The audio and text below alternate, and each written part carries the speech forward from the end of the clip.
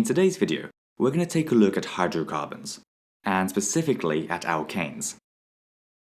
First though, it's worth understanding that this whole area of chemistry is known as organic chemistry, which just means that it's all about compounds that contain carbon. You'll see over and over again in chemistry that carbon is a really useful element for making large compounds, because each atom of carbon can form 4 strong bonds, with the most common atoms to be bonded to being either other carbon atoms or hydrogen atoms. Now, lots of molecules only contain these 2 elements, and collectively refer to all of these molecules as hydrocarbons, which we can define as any compound that's formed from carbon and hydrogen only. So this molecule, which is called butane, is a hydrocarbon, but this similar molecule, called butanol, isn't a hydrocarbon, because it also has an oxygen atom.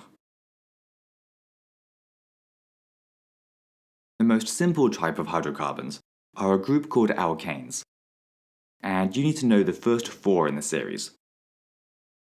The smallest is methane, which contains just a single carbon atom bonded to 4 hydrogens, because remember, carbons always have 4 bonds.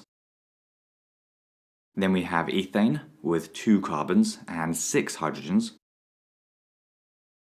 propane, which is C3H8, and butane, which is C4H10. Now, if you look at all of these compounds, you'll see that they grow by 1 carbon and 2 hydrogens each time, but otherwise they're pretty much the same.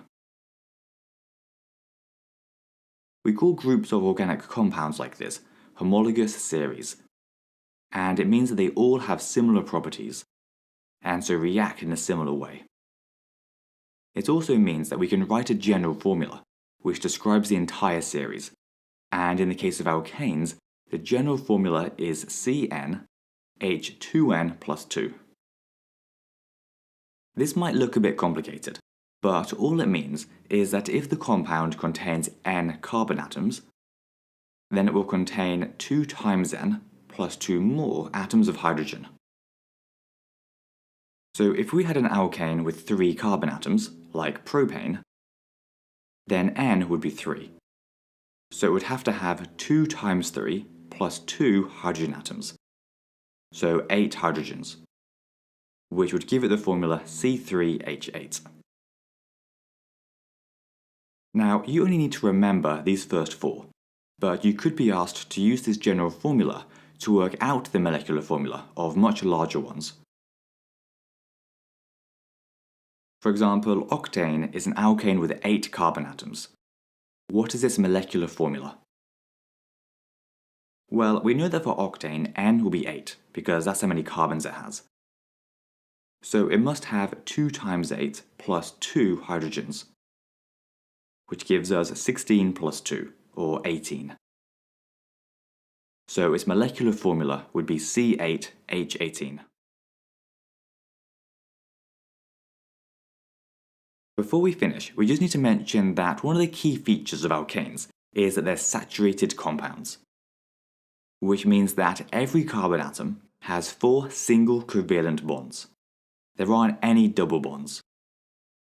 For example, if we were to take this molecule of propane and change one of these single bonds to a double bond, then each of the carbons involved would have to lose a hydrogen, and what would have left would no longer be an alkane. Instead, we would class it as an alkene, which we'll see when we take a look at cracking hydrocarbons in a later video. In our next video though, we'll stick with alkanes by taking a look at their properties and seeing how to write equations for their combustion.